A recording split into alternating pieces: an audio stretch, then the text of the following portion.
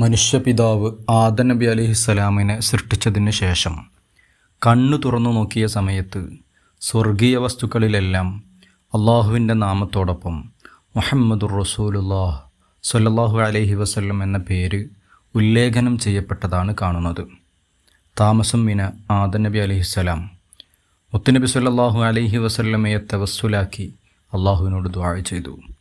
അപ്പോൾ അള്ളാഹു ചോദിച്ചു, താങ്കൾക്ക് എങ്ങനെയാണ് മുഹമ്മദ് നബി സ്വല്ലല്ലാഹു അലൈഹി വസല്ലമയുടെ മഹത്വം ബോധ്യപ്പെട്ടത്?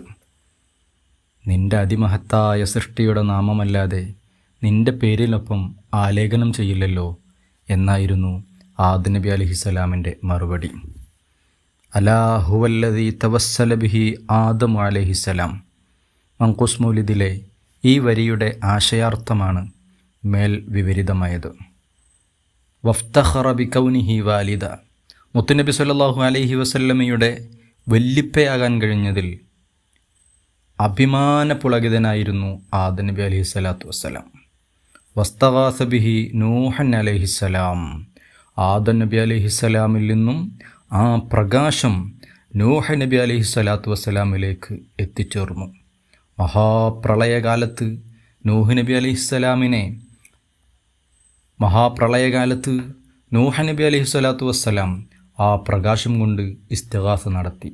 അങ്ങനെ അതിവിശിഷ്ടമായ പരമ്പരകളിലൂടെ ഇസ്മായിൽ നബി അലൈഹി സ്വലാത്തു വസ്സലാമിൻ്റെ സന്താന പരമ്പരയിൽപ്പെട്ട അദ്നാൻ റളിയല്ലാഹു അൻഹു വഴി സംശുദ്ധമായ പരമ്പരകളിലൂടെ അബ്ദുൽ മുത്തലിബിൻ്റെ മകൻ അബ്ദുല്ലാ റളിയല്ലാഹു അൻഹുവിലേക്ക് ആ പ്രകാശം എത്തിച്ചേരുകയാണ്.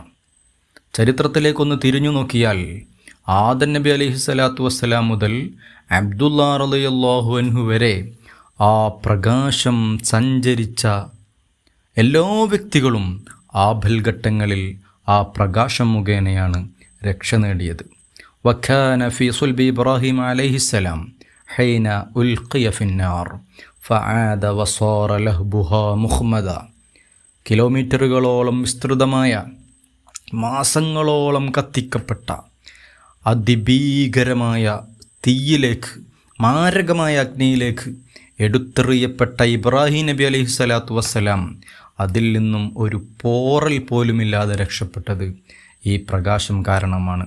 ഇങ്ങനെ നബി സല്ലല്ലാഹു അലൈഹി വസല്ലമ തങ്ങളുടെ പരിശുദ്ധവും പരിപാവനവുമായ ആ പ്രകാശം അത് ഏതെല്ലാം മുതുകുകളിലൂടെ സഞ്ചരിച്ചിട്ടുണ്ടോ അവരെല്ലാം എല്ലാ ആപത്ഘട്ടങ്ങളിൽ നിന്നും രക്ഷപ്പെട്ടത് ആ പ്രകാശത്തെ കൊണ്ട് അള്ളാഹുവിനോട് ആ പ്രകാശത്തിൻ്റെ ബറക്കത്തിനെ മുൻനിർത്തിക്കൊണ്ട് തേടിക്കൊണ്ടാണ് അവരെല്ലാം രക്ഷ പ്രാപിച്ചത് എന്ന് ചരിത്രം രേഖപ്പെടുത്തുന്നു.